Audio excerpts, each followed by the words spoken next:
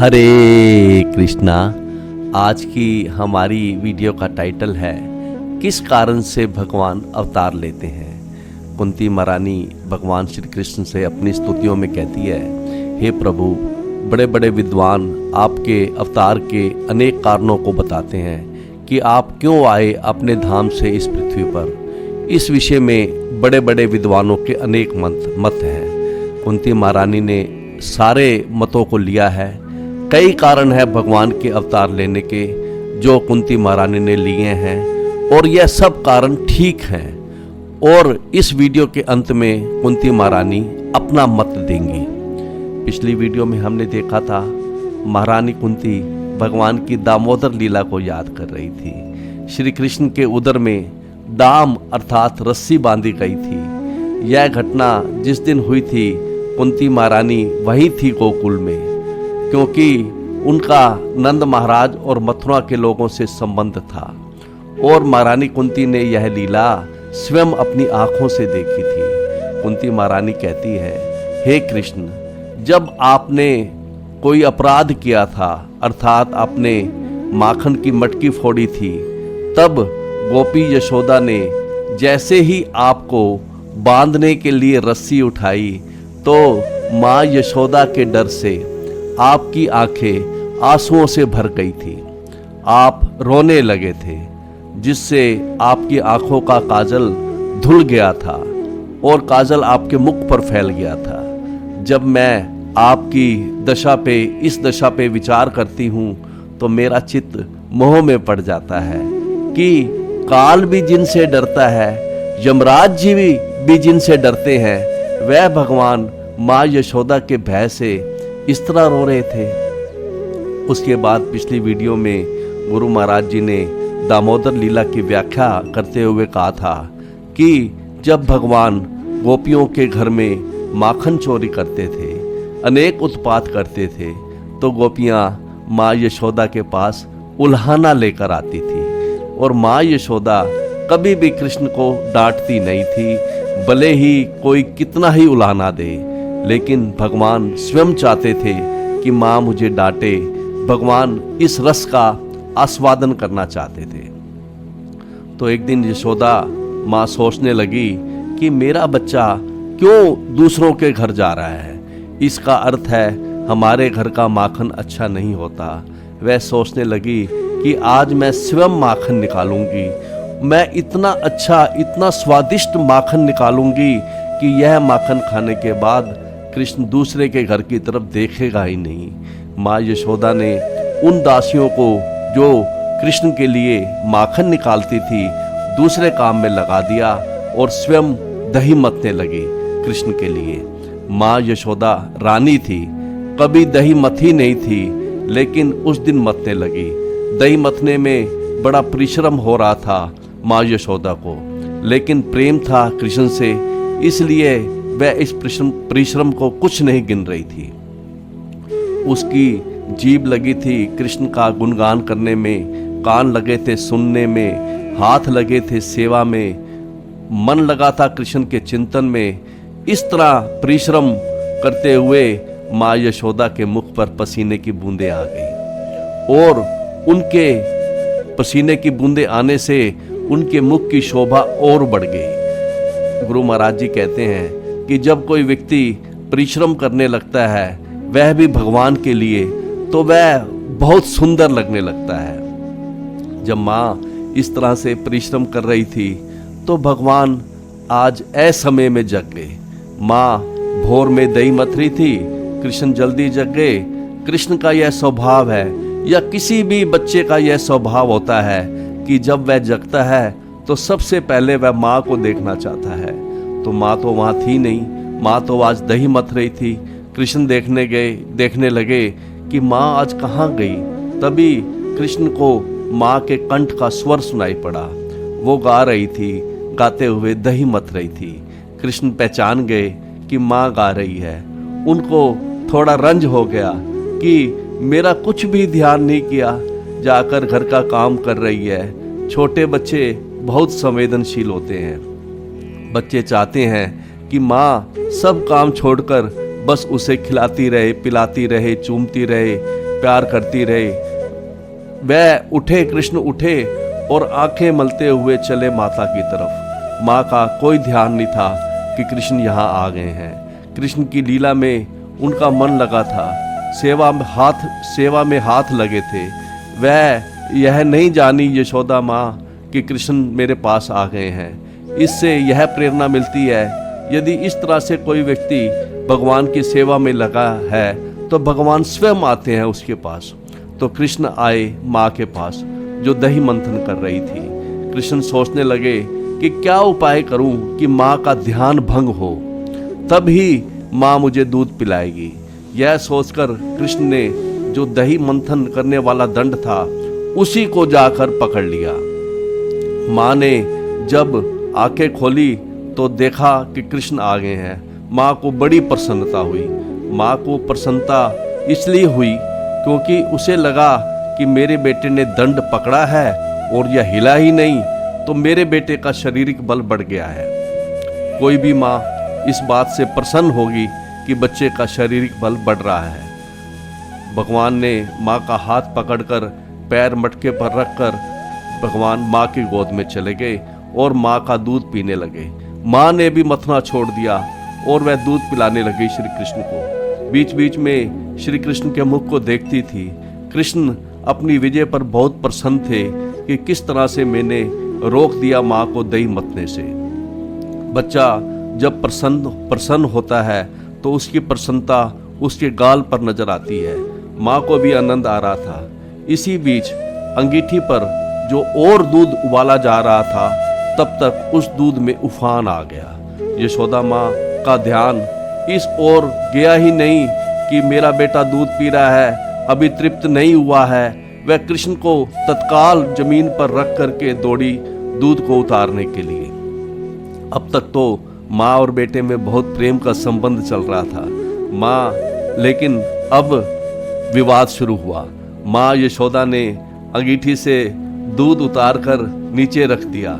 इधर कृष्ण ने जब देखा कि मेरी माँ थोड़े से दूध को बचाने के लिए मेरी कदर नहीं कर रही, मैं भूख से मर रहा हूँ और यह हमको जमीन पर फेंक कर चली गई है दूध बचाने के लिए। भगवान सोच रहे हैं कि मैं बैकुंठ छोड़कर यहाँ आया, इसका पुत्र बना, और अब यह हमको छोड़कर दूध बचाने जा रही है। भगवान को दिव्य क्रोध आ गया और वो थोड़ा थोड़ा रोने लगे। यह भी भगवान की माधुरी लीला है।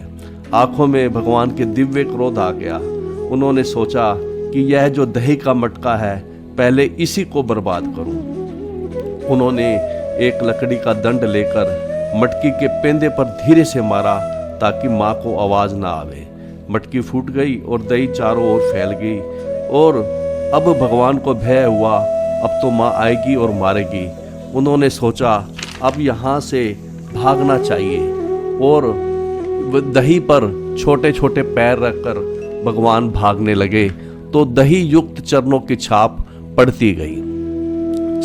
चरण चिन्ह बता रहे थे कि कृष्ण कहाँ गए हैं।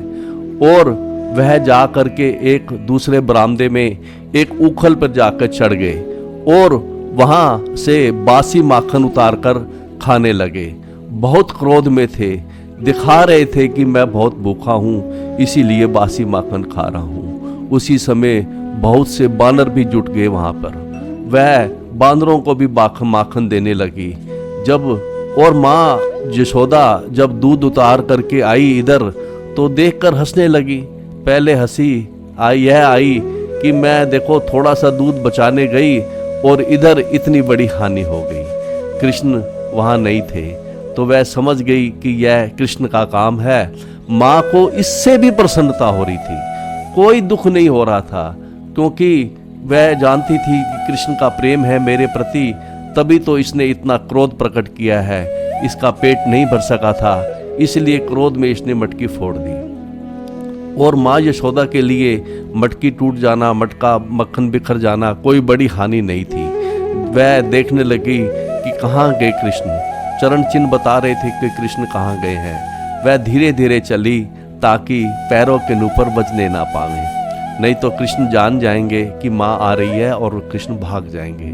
माँ यशोदा दबे पांव से चरण चिन्ह देखकर जा रही थी।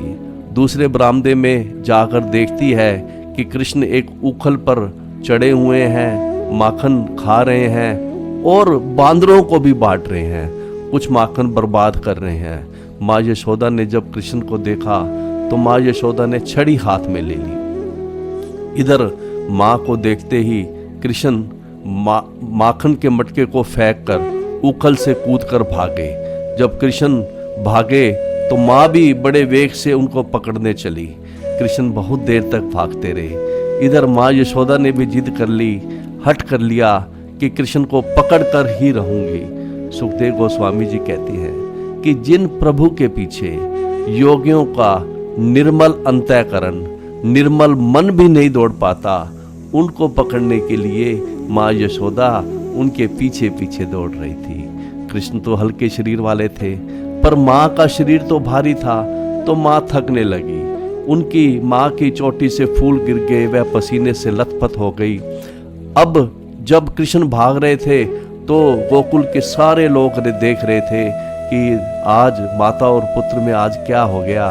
यह तो अपने लाला से इतना प्रेम करती थी, आज इसको क्यों इतना खदेड़ रही है। भागते भागते कृष्ण ने यह नाटक किया जैसे वो थक गए, थकने की लीला कर रहे थे। तब तक माँ ने एक हाथ आगे बढ़ाया और कृष्ण को आगे से पकड़ लिया, पीछे से नहीं पकड़ा ताकि कृष्ण के अंगों में कोई घाव ना लग जाए। तो भगवान रोने लगे।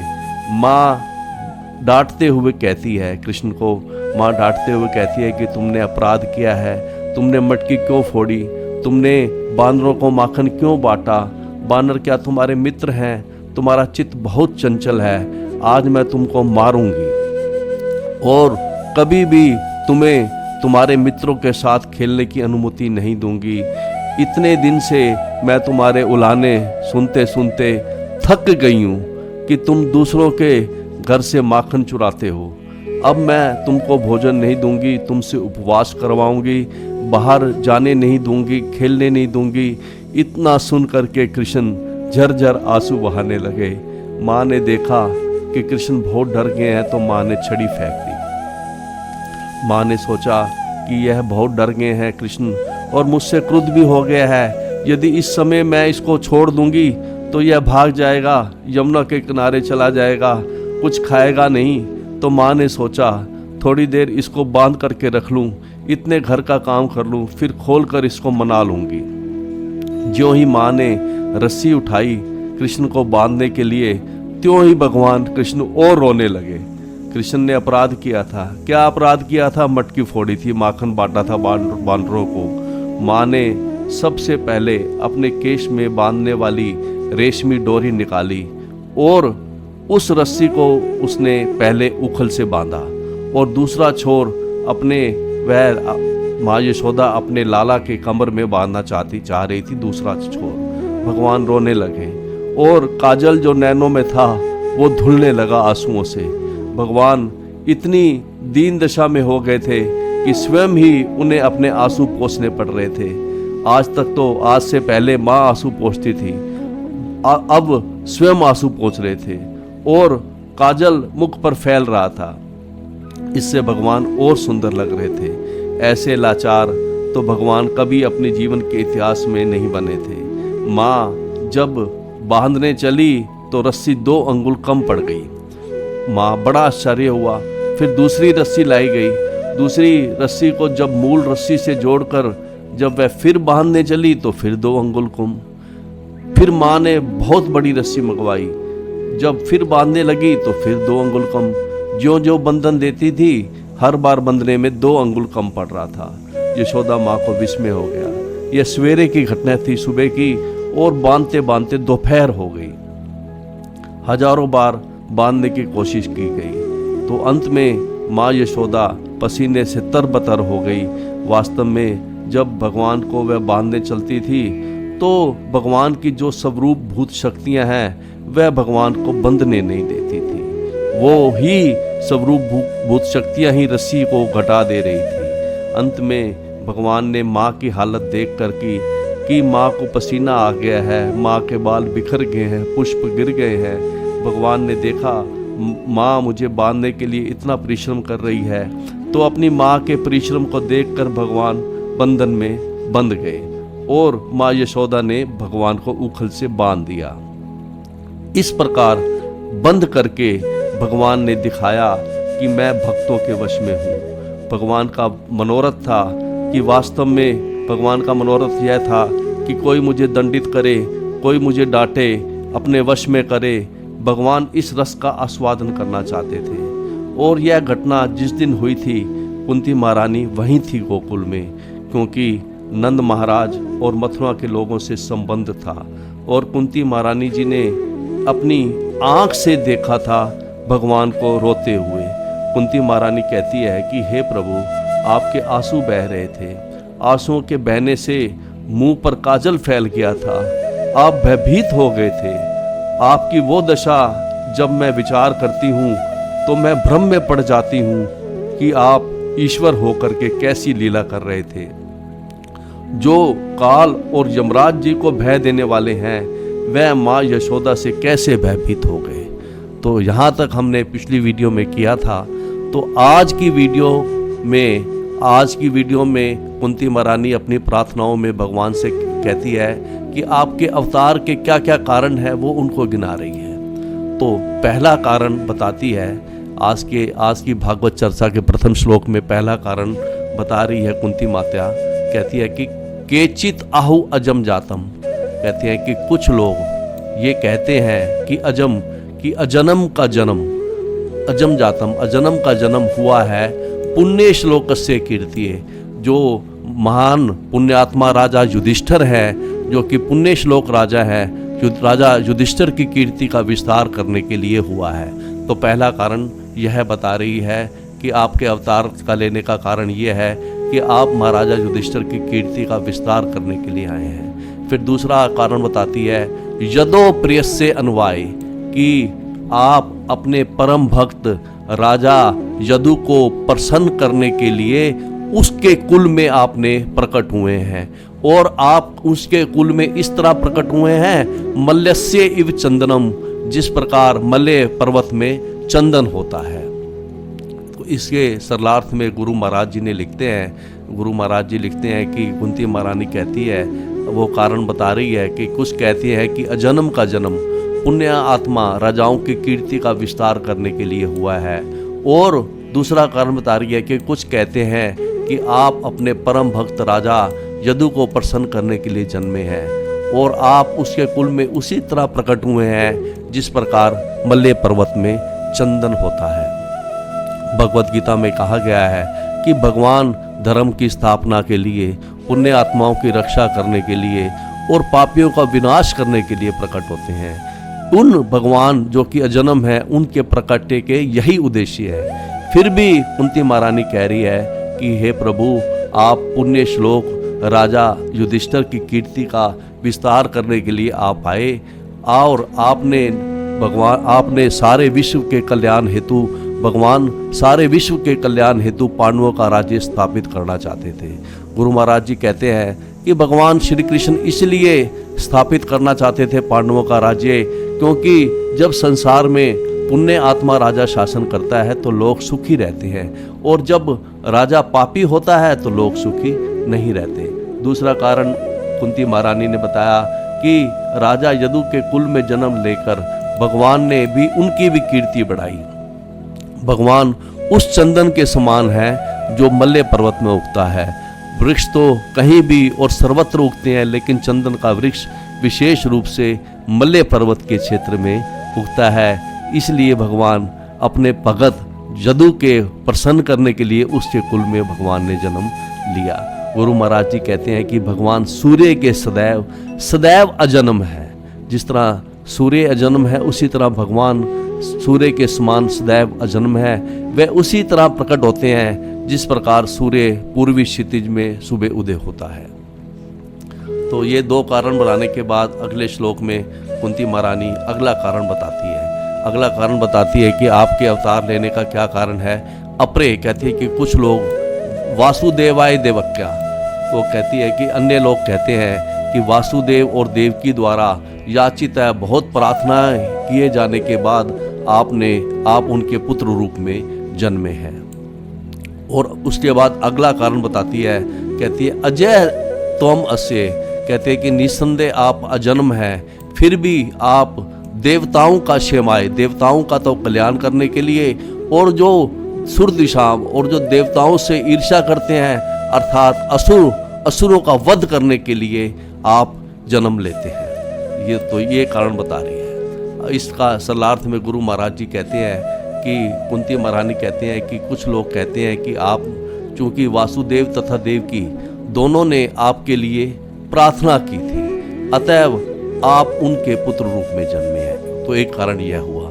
फिर अगला कारण बताती है कि निस्संदेह आप अजन्म हैं, फिर भी आप देवताओं का कल्याण करने के लिए और उनसे ईर्ष्या करने वाले असुरों को मारने के लिए जन्म स्वीकार करते हो। यहाँ पर गुरु महाराज जी कहते हैं कि भगवान को पुत्र रूप में प्राप्त करने के लिए वासुदेव तथा देवकी जी ने अपने पूर्व जन्म में सुतपा तथा प्रश्नि के रूप में कठिन तपस्या की थी। इसके फलस्वरूप भगवान उनके पुत्र के रूप में प्रकट हुए, जैसा कि इस चित्र में दिखाया गया है। अगले श्लोक में अगला कारण बता रही है। अगला कारण कुंती महारानी बताती है कि भार अवतारान्य अन्य, कहते हैं कि भुवै नाव इव उद्ददो, कहती है कि जब ये संसार, कुंती महारानी कहती है कि जब यह संसार अत्यधिक भार के कारण नाव इव उद्ददो, जैसे कोई नाव हो समुद्र में, उस पर अत्यधिक बोझ हो जाए, उस बोझिल समुद्री नाव की भांति पृथ्वी पर जब भार बढ़ जाता है तो उस पृथ्वी के भार को कम करने के लिए आप प्रकट होते हैं।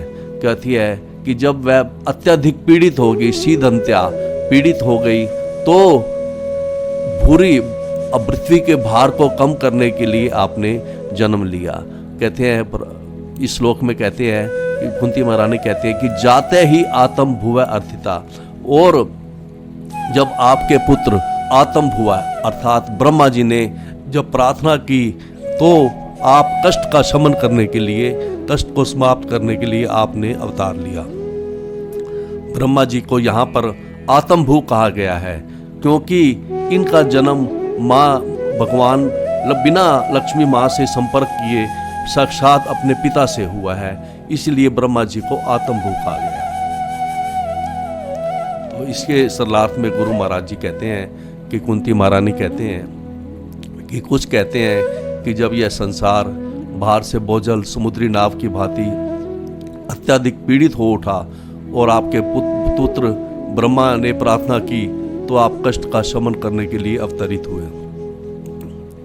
जैसा कि इस चित्र में दिखाया गया है कि सभी ब्रह्मा जी प्रार्थना कर रहे हैं भगवान से।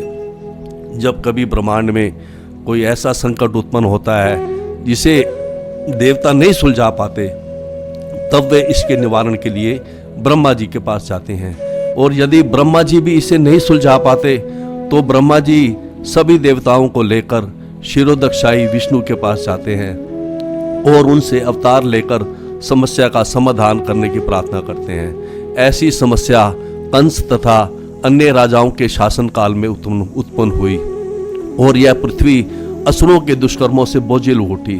तब अन्य देवताओं समेत ब्रह्मा जी ने क्षीरोदक सागर के तट पर जाकर भगवान से प्रार्थना की।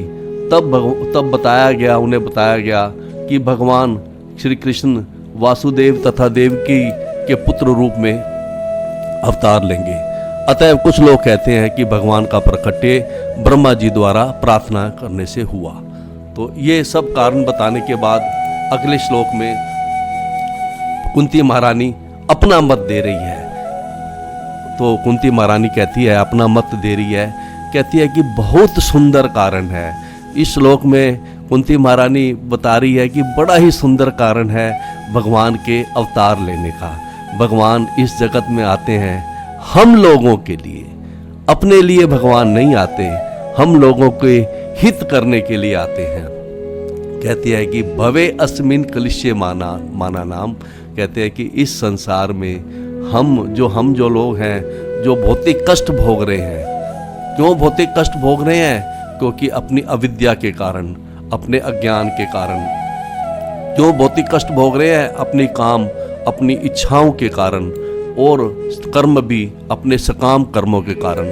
तो हम जो इस संसार में भौतिक कष्ट दे रहे हैं, हमको भोग रहे हैं, भगवान हमको राहत देने के लिए यही कारण बता रही है माँ कुंती कि इस संसार में जो हम भौतिक कष्ट भोग रहे हैं अपने अज्ञान, अपनी इच्छाओं तथा सकाम कर्म करने के कारण, हमको राहत देने के लिए, हमारे भौतिक कष्टों को समाप्त करने के लिए, बद्ध जीवों के हित के लिए भगवान इस संसार में अवतार लेते हैं।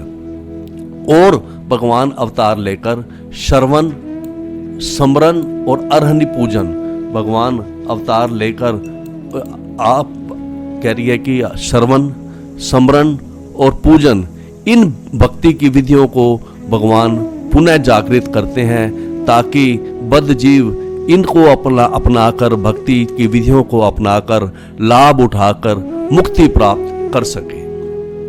तो इसके सरलार्थ में गुरु महाराज जी कहते हैं कि कुंती महारानी यहाँ पर अपना मत दे रही है। वो कहती है कि कुछ कहते हैं कि आप श्रवण, समरण, पूजन आदि की भक्ति को जागृत करने के लिए प्रकट हुए हैं, जिससे भौतिक कष्टों को भोगने वाले बद्ध जीव इनका लाभ उठाकर अर्थात भक्ति की विधियों को अपनाकर और अपने भौतिक कष्टों को समाप्त कर मुक्ति प्राप्त कर सकें। तो भगवान यहाँ पर आकर हम लोगों से क्या अपेक्षा करते हैं कि क्या करना चाहिए हम लोगों को? तो यही अपेक्षा करते हैं कि हमें भगवान के दिव्य कार्यकलाप जो भगवान ने किए हैं, जैसे भगवान ने गिरिराज जी का धारण, गोवर्धन पर्वत उठाया, पूतना का वध किया, भगवान के हम दिव्य कार्यकलापों का श्रवण करें, स्मरण करें और उनकी पूजा हम करें। तो आज का जो हमारी वीडियो का टाइटल है कि किस कारण से भगवान अवतार लेते हैं, तो कुंती महारानी कह रही है भगवान के अवतार लेने के क्या कारण है। इस पर कुंती महारानी अपना मत दे रही हैं। बहुत सुंदर कारण है। भगवान इस जगत में आते हैं हम लोगों के लिए, अपने लिए नहीं आते हैं, हम लोगों के हित के लिए आते हैं। भगवान कष्ट भोगने वाले जीवों पर अपनी हेतु की कृपावश आते हैं और उनके समक्ष प्रकट होकर श्रवण, कीर्तन, समरण, पूजन, प्रार्थना, आत्मनिवेदन तथा शरणागति से युक्त भक्ति के सिद्धांतों को जागृत करते हैं, भक्ति की विधियों को जागृत करते हैं ताकि बद्ध जीव इनका लाभ उठाकर अर्थात भक्ति की विधियों को अपनाकर मुक्ति प्राप्त कर सके। भगवान कष्ट भोग रहे जीवों पर इतने अधिक कृपालु हैं कि जितनी जीव आशा भी नहीं रखते। ऊपरयुक्त जो ये विधियां बताई गई हैं, समरण, श्रवण, कीर्तन, समरण, पूजन आदि, इनमें से सारी विधियों में से किसी एक विधि को भी ग्रहण करने से बद्ध जीव अविद्या के बंधन से छूटकर माया शक्ति के द्वारा भरमाए गए समस्त भौतिक कष्टों से मुक्त हो जाता है और जीवों पर इस प्रकार की कृपा भगवान श्री चैतन्य महाप्रभु के रूप में भगवान द्वारा प्रदान की गई है। तो ये कारण बताने के बाद अगले श्लोक में, आज की भागवत चर्चा के अंतिम श्लोक में कुंती महारानी कहती है कि शृण्वन्ति गायन्ति स्मरन्ति तब इहितम, कहती है कि जो आपके कार्यकलाप हैं, आपके दिव्य जो कार्यकलाप हैं, उनको जो अभिक्षण, जो निरंतर आपके दिव्य कार्यकलाप हैं, जैसे पूतना का वध है, आपकी कथाएं हैं, आपकी लीलाएं हैं, उनको जो निरंतर शृण्वन्ति सुनते हैं, गायन्ति उनका कीर्तन करते हैं, उनका स्मरण करते हैं और नंदन्ति और दूसरों को ऐसा करते देखकर जो हर्षित होते हैं, जो प्रसन्न होते हैं, ते एव वो शीघ्र ही ऐचरिन, वो शीघ्र ही ऐसे लोग तुम्हारे आपके पदामुजम, वे शीघ्र ही आपके चरण कमलों का दर्शन करते हैं। और आपके चरण कमल कैसे हैं? भव प्रवाह उपरम, कि जिनसे आपके चरण कमलों के दर्शन करने से जो जन्म मृत्यु के पुनर्गमन को रोकने वाले हैं आपके चरण कमल।